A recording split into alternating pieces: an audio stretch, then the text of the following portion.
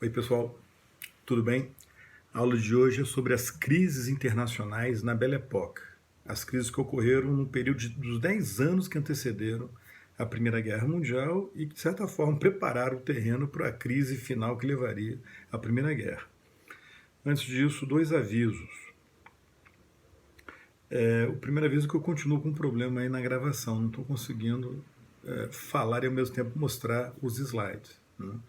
Estou com problema aí no iPhone, não sei o que aconteceu. Então, essa aula vai ser eu falando, mas aí vocês têm o resumo, né, tem o esquema, então vocês vão acompanhando pelo esquema. Tá? Eu vou falando seguindo exatamente aqui o esquema que eu tenho aqui no computador e vocês têm uma cópia aí com vocês. E a outra que eu vou dividir essa aula em duas partes para não ficar muito pesada. Beleza? Então vamos lá. Olha só, como antecedente, a gente poder entender o que aconteceu na Belle Époque, a gente tem que lembrar o seguinte, que no início do século XIX ocorreram as guerras napoleônicas, mais precisamente entre 1803 e 1815. Essas guerras, de certa forma, foram uma continuação das guerras da Revolução Francesa. As guerras da Revolução Francesa começaram em 1792. As guerras napoleônicas terminaram em 1815. Então a gente tem o quê? Mais de 20 anos de guerras na Europa. Essas duas guerras em conjunto, alguns chamam de guerras francesas. Mas no caso específico das guerras napoleônicas, o que a gente tem é o seguinte: essas guerras, elas representaram o último conflito, a última guerra generalizada envolvendo todas as grandes potências da Europa até a Primeira Guerra Mundial. Até a Primeira Guerra Mundial, a guerra anterior que envolveu todas as grandes potências da Europa foram essas guerras napoleônicas. E durante essas guerras, a França tentou estabelecer a hegemonia na Europa. Enfrentou uma coalizão, uma aliança formada por grandes potências como Grã-Bretanha, Áustria, Rússia, Prússia, e no final a França foi derrotada. Ora, nós vimos isso no ano passado. Com a derrota da França, vocês estão bem lembrados, foi organizado o famoso Congresso de Viena, que, entre outras coisas, teve o objetivo de restaurar uma ordem internacional na Europa baseada no equilíbrio do poder, na balança do poder, exatamente para evitar uma nova guerra. Então foram redistribuídos territórios, refeitas algumas fronteiras e tal, com o objetivo de manter esse equilíbrio de forças na Europa. E a partir desse Congresso de Viena surgiu uma prática, uma tradição. Na verdade, já existia essa prática, mas ela foi fortalecida, passou a ser mais utilizada, que era a prática de fazer reuniões internacionais, fazer consultas mútuas entre as grandes potências, toda vez que surgisse uma crise que ameaçasse causar uma guerra de grandes proporções ou ameaçasse as decisões do Congresso de Viena, né? Essa prática foi chamada de Concerto da Europa. As grandes potências se reunindo, eventualmente, para poder buscar uma solução diplomática e evitar que uma crise internacional na Europa evoluísse para causar uma nova guerra. Então a ideia era preservar o tal sistema de Viena, né, e fazer ajustes se fosse necessário. Se for o caso, ajustava uma fronteira aqui, redistribuir um território, mas sempre com o objetivo, né, de evitar a guerra e a partir de um acordo, de um consenso entre as grandes potências.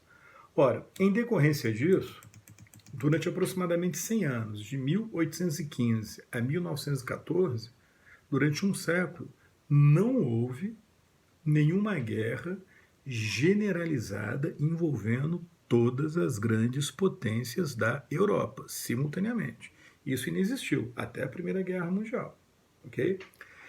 Essa paz dos 100 anos, por outro lado, ela pode ser subdividida em 3 momentos. Os primeiros 40 anos após o Congresso de Viena, então a primeira parte da paz, né, dos 100 anos, esses primeiros 40 anos, né, de 1815 a 1854, foram chamados também de Primeira Paz dos 40 anos, dentro da paz geral dos 100 anos.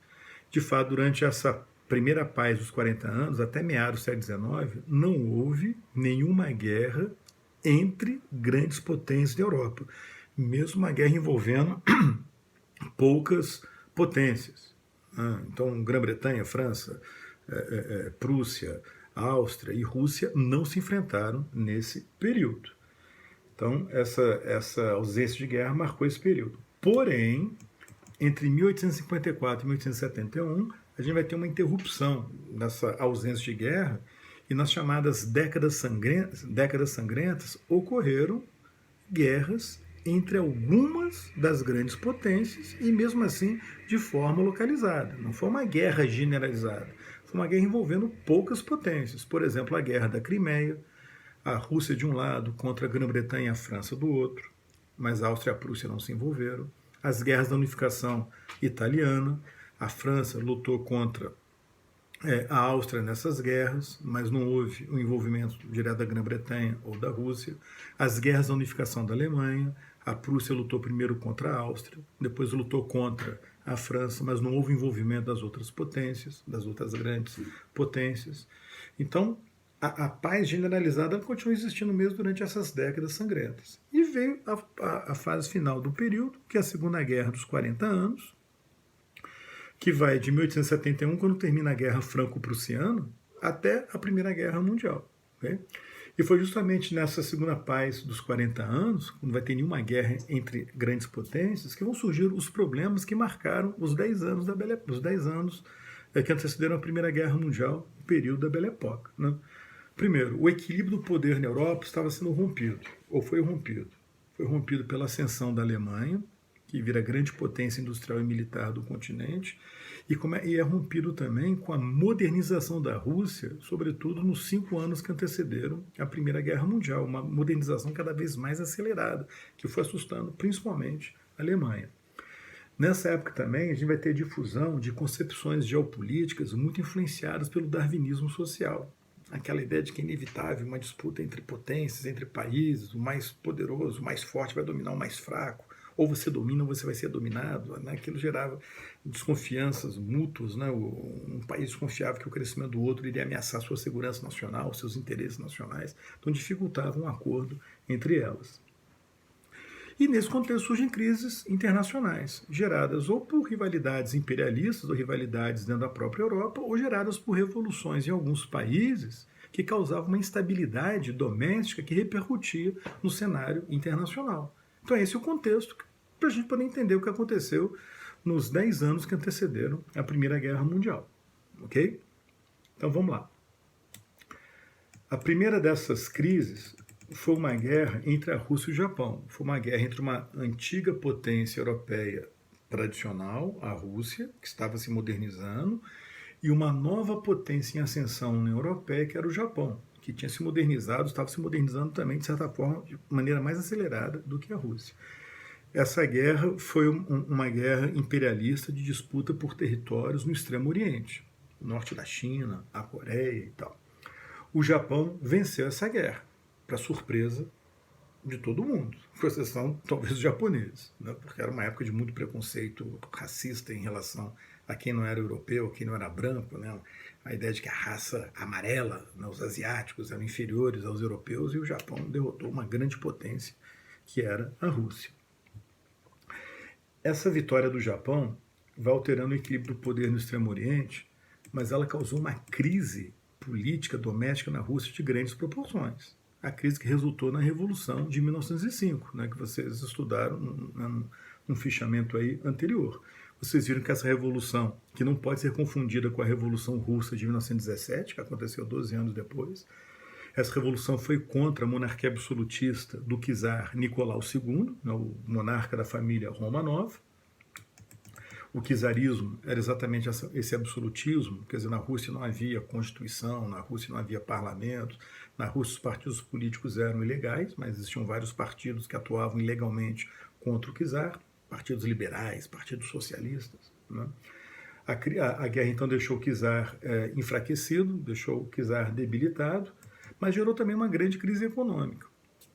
E essa crise econômica resultou numa manifestação popular diante do Palácio Inverno do Nicolau II, em janeiro de 1905, e os manifestantes, quando se aproximaram do Palácio de Inverno, eles foram recebidos à bala pelos guardas do palácio. Então, aquilo causou um grande massacre, chamado Domingo Sangrento. Foi o dia 22 de janeiro de 1905. Esse massacre precipitou a Revolução, porque gerou uma revolta popular, greves, né, na capital da Rússia e depois em outras cidades. A capital da Rússia na época era São Petersburgo, e rapidamente a situação evoluiu para uma revolução contra o czar. Diante daquela situação, o Nicolau II viu que ele tinha que fazer concessões, então ele lançou o chamado Manifesto de Outubro, em 1905, aceitando reformas parciais. Ele acabou outorgando uma Constituição no ano seguinte, em 1906, aceitou a criação de um parlamento chamado Duma, legalizou os partidos políticos. Só que a estrutura da Rússia, na prática, continuou autoritária. De uma monarquia absolutista do antigo regime, passou a ser uma monarquia constitucional, porém autoritária. Porque o poder continuou nas mãos do czar. Era ele que escolhia o primeiro-ministro, ele podia dissolver o parlamento, né? Ele controlava a diplomacia, ou seja, a política externa, controlava as forças armadas. Então, a repressão continuou muito forte contra adversários do regime. Então, na verdade, houve uma maquiagem no regime do czarismo. Foram feitas reformas, mas na prática, né, o autoritarismo permaneceu. Em parte porque isso já era mais ou menos imaginado pelos socialistas, mas em parte porque os socialistas não queriam nenhuma forma também de monarquia. Ainda durante a Revolução, apesar do Manifesto de Outubro, os socialistas continuaram organizando um movimento para derrubar o czar.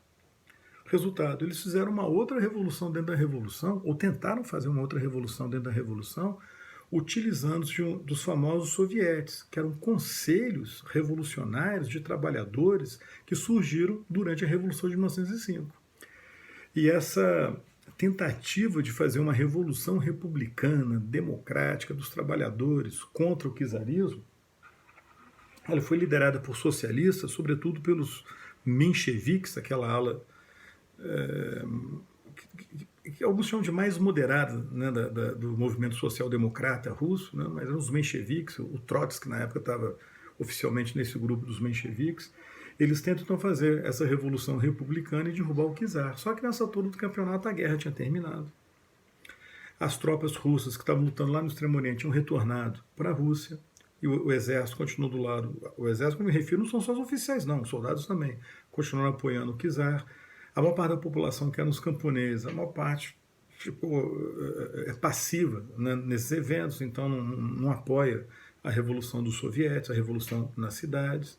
Os liberais aceitaram as reformas que o czar estava prometendo, então aquilo deixou o movimento revolucionário socialista republicano muito isolado. No final, a Revolução Republicana fracassou e o czar conseguiu continuar no poder. Porém, a Revolução teve dois efeitos internacionais. Primeiro, ela acabou estimulando e influenciando revoluções em outros países também pouco desenvolvidos ou subdesenvolvidos mesmo. Foi o caso da Pérsia, o atual Irã, aconteceu uma revolução inspirada na Revolução de 1905 na Rússia, uma revolução no Império Turco Otomano, a revolução na China, né, em 1911 e 1912, também foi em parte inspirada pelos eventos da Revolução de 1905.